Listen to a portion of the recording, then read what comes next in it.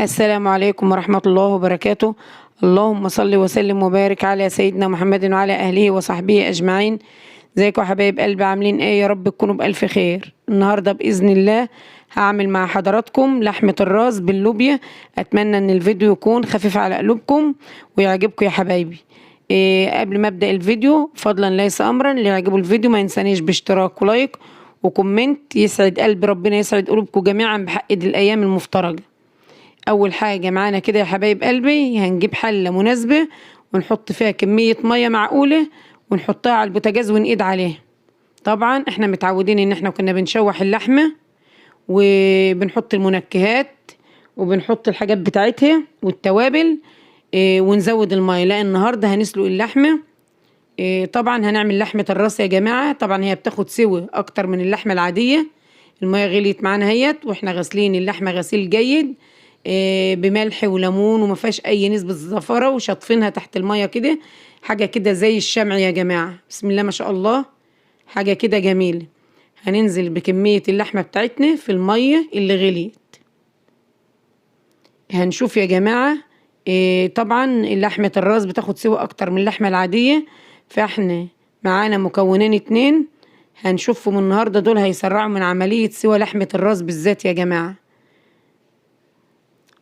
معانا اهو يا حبايبي، نزلنا بكمية اللحمة كلها.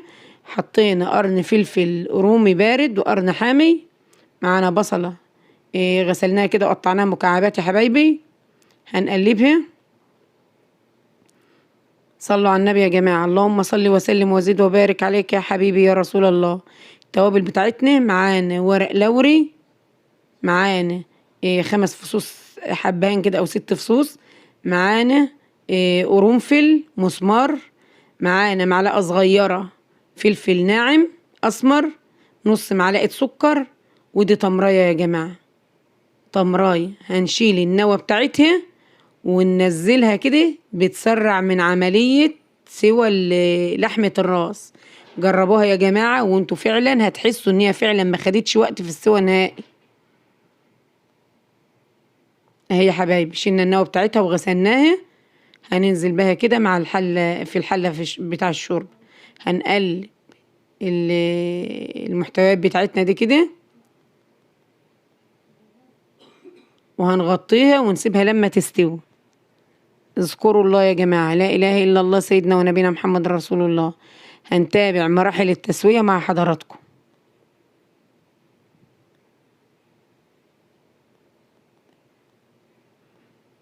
كده يا جماعة كان عدى من الوقت. طبعا أول حاجة بنعملها بنشيل الريم اللي على وش الشوربة ده. أي ريم يطلع معانا بنتخلص منه عشان الشوربة بتاعتنا في النهاية تبقى رايقة وصافية كده وجميلة. لازم نتخلص من أي شوائب كده ومن الريم اللي موجود فوق ده. كل ما حاجة تظهر قدامنا نشيلها. اهو يا حبايب قلبي.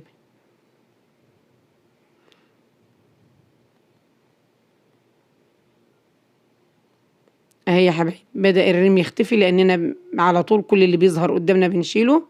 كده يا حبايبي كانت اللحمة وصلت معانا لقيمة نص سوا أو 60% كمان. استوت معانا بسرعة يا جماعة، ما خدتش وقت بسبب نص معلقة السكر والتمرية يا جماعة، بيسرع من عملية التسوية. وطبعا السكر ولا التمر مش هيبان ولا يبقى مسكر في الشرب. هنبدأ ان احنا ننشل اللحمة بتاعتنا كده. اهي يا حبايبي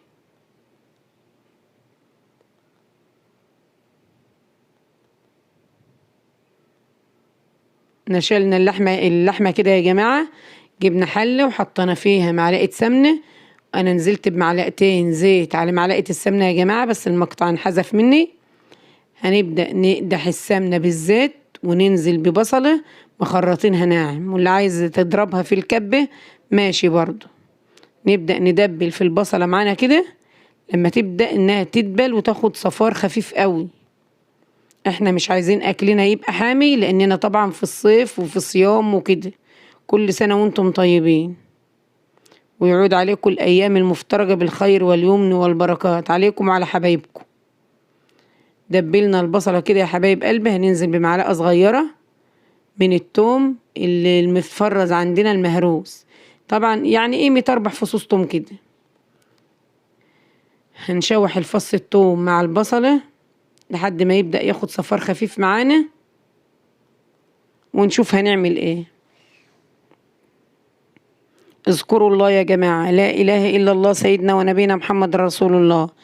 اللوبيا معانا يا حبايب قلبي كنا منقيينها وغسلينها غسيل جيد، ونقعينها لمدة 3 ساعات في المية معانا كده يا جماعة، مية مغلية. وكانت لما بتبرد بنصفيها ونحط عليها مية مغلية تاني. شرب مية هي يا جماعة، دي مش مسلوقة، يا دوبك منقوعة بس تنقع في فترة يعني ساعات.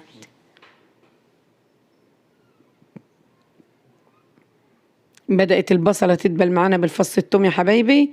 معانا كيلو الا ربع طماطم حمرة كده، ضربناها في الخلاط وصفناها بالمصفى عشان نتخلص من البذر والقشر بتاعها. هننزل بالطماطم في المرحلة ديت قبل ما البصلة تحمر معانا، عشان احنا عايزين الطبيخ بتاعنا يبقى بارد. قلبناها كده يا حبايبي. هنحط عليها معلقة صغيرة من بتاعة التوابل فلفل اسمر، معلقة صغيرة قرفة ناعمة، معلقة صغيرة جنزبيل بودر. هنحط يا حبايب قلبي معلقة ونص كده ملح، لاننا ما حطناش ملح في مرحلة السليق عشان ما يبطئش من عملية التسوية. معلقة صغيرة مليانة سكر حبيبات برضو كده عشان تعادل نسبة الحموضة اللي في الطماطم. هنقلب التوابل مع الطماطم كده ونسيبها تتسبك معانا. اول ما تغلي يا حبايب قلبي هنشوف هنعمل ايه.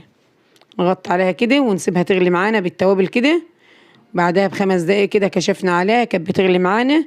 طبعا هنصفي اللوبيا، هنغسلها كده نشطفها مرة ونصفيها وننزل بها تاخد غلوة قبل ما نحط اللحمة تاني. طبعا اللحمة يا جماعة مستوية بنسبة 60% أو 65%، فهتبقى مناسبة للوقت بتاع سوى اللوبيا.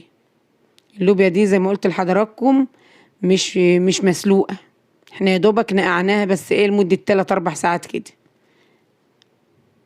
هنحطها بقى كده يا جماعة ونقلبها ونسيبها تاخد غلوة واحدة في الصلصة كده، في التسبيكة معانا كده قبل ما نحط اللحمة. صلوا على النبي يا جماعة. اللهم صل وسلم وزد وبارك عليك يا حبيبي يا رسول الله. هنغطيها ونسيبها شوية. بدأت تغلي معانا هي حبايبي، خدت غلوة كده. هنبدأ ان احنا ننزل باللحمة بتاعتنا عشان تكمل سواها مع اللوبي.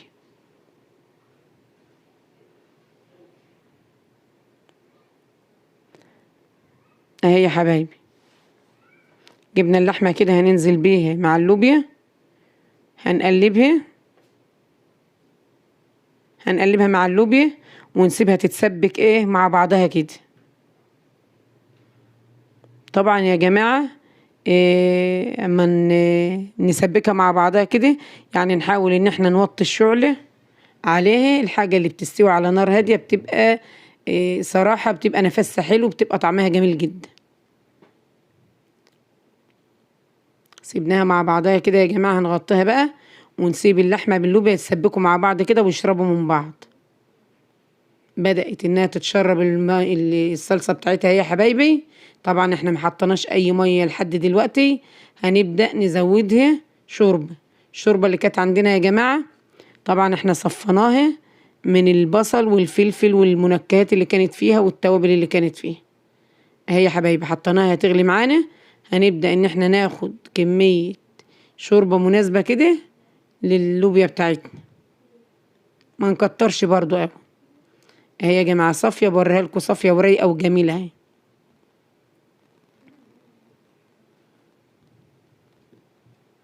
اذكروا الله يا جماعة، لا إله إلا الله سيدنا ونبينا محمد رسول الله. نبدأ نقلبها كده عشان نشوف كمية الشوربة مناسبة ولا لأ. هتعوز كمان شوية شوربة، هنحط لها كبشة شوربة كمان اهي يا حبايبي. كده الشوربة معقولة كده هي يا جماعة. هنقلبها بقى ونستنى لما تستوي مع بعضها كده.